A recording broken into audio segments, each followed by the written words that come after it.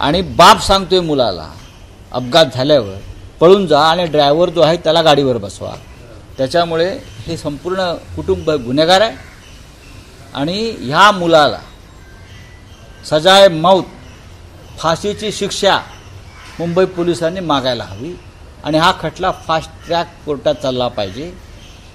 मराठी अभिनेते जयंत वाडकर यांचे ते नातेवाईक आहेत. मी आत्ता वाचलं त्यांच्याविषयी.